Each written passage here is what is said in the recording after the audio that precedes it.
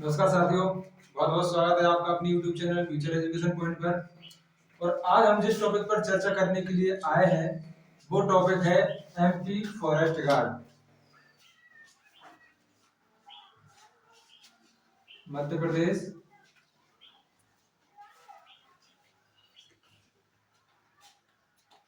Forest guard.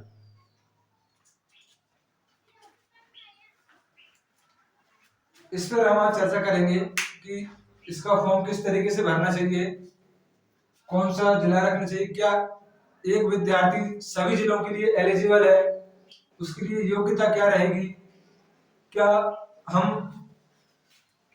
कुछ गलती तो नहीं कर रहे इसमें, ठीक है ना। तो देखिए कि हमें फॉर्म भरते वक्त कुछ बातों का विशेष ध्यान रखना चाहिए। जैसे कि हम एक विद्यार्थी सिर्फ एक जिला चुन सकता है, क्योंकि जो एमपी फॉरेस्ट गार्ड का जो कैडर होता है वो होता है जिला कैडर। जो नोटिफिकेशन निकला हुआ है उस पर स्पष्ट लिखा हुआ है कि जो फॉरेस्ट गार्ड की जो है वो है क्या, जिला कैडर की, जिला कैडर। तो इसमें फॉर्म भरते समय हम सिर्फ एक जिले को चूज कर सकते हैं, कोई सा भी हो, ठीक है ना। एक जिले से ज्यादा हम फॉर्म नहीं भर सकते, एक जिले से ज्यादा में हम फॉर्म नहीं भर सकते। यदि इस कंडीशन में हम एक जिले से ज्यादा फॉर्म भरते हैं तो हमारा फॉर्म निरस्त कर दिया जाएगा। इसके अलावा बात और जो वैकेंसी है, जैसे कि क्षेत्र रक्षक, ठीक है, जेल प्रहरी और एमपीडीजे, ये जो पोस्ट है तीनों, ये हमारी स्टेट कैडर की है। ये हमारी क्या है, स्टेट कैडर की, ये पोस्ट हमारी स्टेट कैडर की है। इन पोस्टों के लिए हम क्या कर सकते हैं, ऑल ओवर एमपी में हम कोई सा भी जिला चूज कर सकते हैं, मतलब सभी जिलों के लिए प्रेफरेंस हम इसमें रख सकते हैं। लेकिन जो हमारा फॉरेस्ट गार्ड है, क्या फॉरेस्ट गार्ड फॉरेस्ट गार्ड जो हमारा रहेगा उसके लिए हम सिर्फ एक जिला चुन सकते हैं। पहली कंडीशन ये होती है। अब दूसरी कंडीशन, एक जिला चुनना है तो फिर कौन से जिले से फॉर्म भरें, इस कंडीशन में फॉर्म भरने के लिए आप लोगों को विशेष बात को ध्यान में रखना चाहिए। किस तरीके से कि मान के चलो इसमें कितनी वैकेंसी है टोटल, फॉरेस्ट गार्ड की जो वैकेंसी है, टोटल वैकेंसी है 1772 वैकेंसी है। लेकिन ये 1772 वैकेंसी हमारे किसी मतलब की नहीं है, हमें सिर्फ एक जिले की वैकेंसी से काम है, ठीक है ना। अब एक जिले में कितनी वैकेंसी दी है, 1772 जो वैकेंसी निकली है वो हमारे कितने जिलों में है, 37 जिलों में फॉरेस्ट गार्ड की वैकेंसी दी है। अपने भरते समय ये विशेष ध्यान रखना है कि हमें उन 37 जिलों में से कोई एक जिला चुनना है। जो 37 जिलों में वैकेंसी निकली है, ठीक है, वो जिले बिल्कुल मत चुनना जिसमें हमारी क्या वैकेंसी नहीं है, अन्यथा उस कंडीशन में हम क्वालिफाई होने के बावजूद भी नॉट क्वालिफाई कर दिए जाएंगे, क्योंकि हमारा जो जिला है उस जिले में वैकेंसी है नहीं, ठीक है।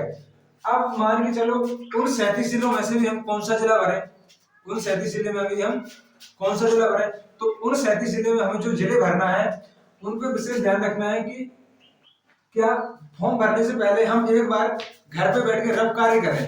रफ कार्य मतलब कि प्रिंट आउट निकालें, उसका प्रिंट आउट निकालने के बाद क्या जो रूल बुक दी है गवर्नमेंट की, जो रूल बुक जारी हुई है उस रूल बुक को हम घर पे निकालें और उसमें जितनी भी वैकेंसीज दी है, क्या उसमें जितनी भी वैकेंसीज दी है ना, उन सभी को पहले एक रफ कार्य पर नोट करें।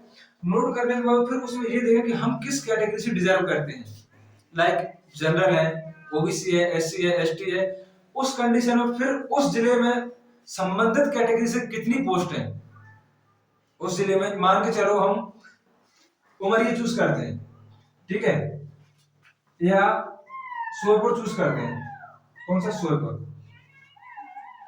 अब सोनपुर जिले में यूआर की एक भी पोस्ट नहीं है, सोनपुर जिले में जनरल कैटेगरी की एक भी पोस्ट नहीं है। अब यदि मान के चलो मैं सोनपुर जिले से जनरल कैटेगरी का कैंडिडेट फॉर्म डालता है सोनपुर जिले के लिए, तो वो क्या एलिजिबल होते हुए भी क्या हो जाएगा, उसका फॉर्म निरस्त हो जाएगा। निरस्त किस कंडीशन में, क्योंकि सोनभद्र जिले में अनरिजर्व सीट ही नहीं है, ठीक है।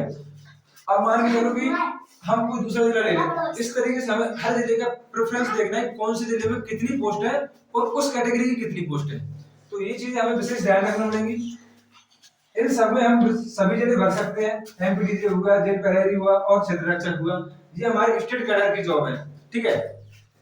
लेकिन जो फॉरेस्ट गार्ड की जॉब है वो कितनी जिला कैडर की जॉब है, इसलिए हमें उसमें क्या रखना है, सिर्फ कोई एक जिला चूज करना है, और एक जिले में भी हमें ऐसा जिला चूज करना है जिसमें हमारी कैटेगरी की पोस्ट दी हो।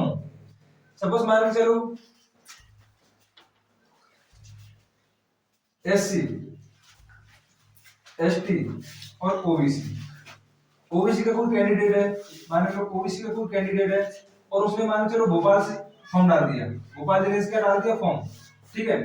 और जब यदि मान चलो हमें पता चलता है या हमने देखा कि उस कंडीशन, हम मान के चलते हैं कि भोपाल जिले में ओबीसी की एक भी सीट नहीं है, ऐसा हम मान के चलते हैं, ठीक है। मान के चलने के कंडीशन क्या, और फिर क्या कि ओबीसी के कैंडिडेट ने भोपाल जिले से फॉर्म डाल दिया, तो उस कंडीशन में वो क्या रहेगा, यहाँ से एलिजिबल हो जाएगा, ठीक है, पहली चीज। दूसरी बात, फॉर्म भरते वक्त हमें हमारा जो रोजगार पंजीयन होता है, रोजगार पंजीयन जीवित अवस्था में होना चाहिए। जीवित अवस्था यानी कि उसकी जो एक्सपायरी डेट नहीं निकली हो, एक्सपायरी डेट निकलने की कंडीशन में फॉर्म हो सकता है निरस्त कर दिया जाए, क्योंकि जब हमारा फॉर्म हम फिलिंग करेंगे तो उस कंडीशन में हमसे लास्ट जब वो पूछता है कि क्या आपका रोजगार कार्यालय में जीवित रोजगार पंजीयन है क्या, तो वहां हमें रोजगार पंजीयन डालना पड़ता है, ठीक है ना। उस कंडीशन में रोजगार पंजीयन का जीवित अवस्था में होना बहुत अनिवार्य है, उसके बिना फॉर्म फिलिंग नहीं कर पाएंगे, ठीक है। इन सभी बातों को ध्यान में रखते हुए इस वीडियो को हम यहीं खत्म करते हैं। आशा करते हैं आपको जानकारी समझ में आई होगी। इसी के साथ मिलते हैं नेक्स्ट वीडियो में। धन्यवाद।